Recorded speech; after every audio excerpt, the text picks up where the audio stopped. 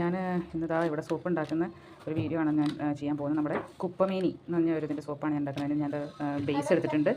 പിന്നെ നമ്മുടെ കുപ്പമേനിയുടെ ജ്യൂസ് ഞാനിവിടെ എടുത്ത് വെച്ചിട്ടുണ്ട്. കുപ്പമേനി തുളസിയും ഇതെല്ലാം കൂടെ ചേർന്നിട്ടുള്ള ജ്യൂസ് ഞാനിവിടെ എടുത്ത് വെച്ചിട്ടുണ്ട്. പിന്നെ നമ്മുടെ ഗ്ലിസറിൻ ഇത് ഞാനിവിടെ എടുത്ത് വെച്ചിട്ടുണ്ട്.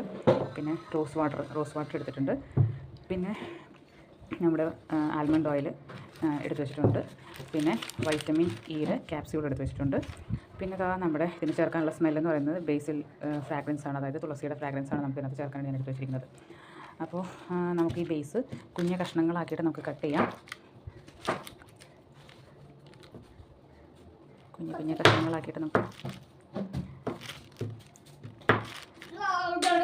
കട്ട് ചെയ്തെടുക്കാം.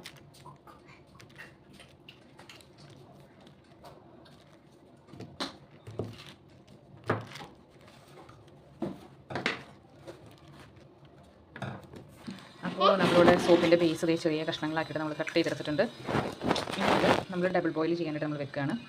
അപ്പോൾ നമ്മൾ ഇതുപോലൊരു പാത്രത്തിൽ നമ്മൾ സോപ്പിൻ്റെ ബേസ് ബോയിൽ ചെയ്യാനായിട്ട് നമ്മളിതാ ഇതിനകത്ത് വെക്കാൻ പോവുകയാണ്. അപ്പോൾ വെള്ളം തിളച്ച് കഴിയുമ്പോഴത്തേക്കും നമുക്ക് ഇതിനകത്തെടുത്ത് നമുക്ക് ഡബിൾ ബോയിൽ ചെയ്യാനായിട്ട് നമുക്ക് വെക്കാം. വെള്ളം അവിടെ നിന്ന് തിളച്ച് വരുമ്പോഴത്തേക്കും നമുക്ക് നമ്മുടെ സോപ്പിൻ്റെ ബേസ് കട്ട് ചെയ്ത് വെച്ചിരുന്ന കുഞ്ഞു പീസുകൾ നമുക്ക് അതിനകത്തോട്ട് ഡബിൾ ബോയിൽ ചെയ്യാനായിട്ട് എടുത്ത് വെക്കാവുന്നതാണ്.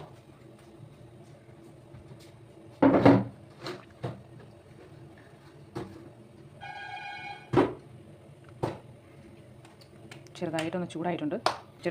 അപ്പോൾ നമുക്ക് ഈ സോപ്പിൻ്റെ ബേസ് നമുക്ക് അതിനകത്തോട്ട് ഇറക്കി വെക്കാം. അതവിടെ ഇരുന്ന് മെൽറ്റാവുന്നതിന് മുന്നേ നമുക്ക് ഇതിനകത്ത് ചേർക്കേണ്ട സാധനങ്ങൾ നമുക്ക് അതൊക്കെ ആഡ് ചെയ്യാനുള്ള സാധനങ്ങൾ കൂടെ സെറ്റാക്കാം. ബീക്കർ എടുത്തിട്ടുണ്ട്. ആ ബീക്കറിലേക്ക് ഞാൻ ഈ സോപ്പിലേക്ക് ചേർക്കാനുള്ള ഈ ജ്യൂസ് അതിനകത്തേക്ക് ഒഴിക്കാൻ പോവാം.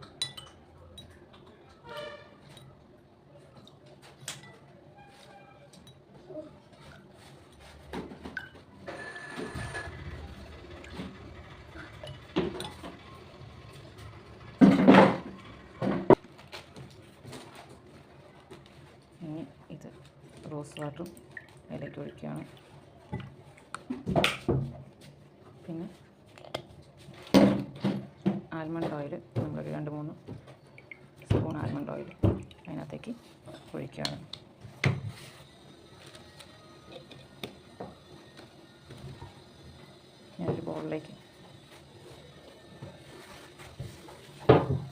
ഞാനൊരു ബൗളിലേക്ക് ഒഴിച്ചു കൊടുത്ത് നല്ലപോലെ നമ്മളത് മിക്സ് ചെയ്തെടുക്കണം. ഇനി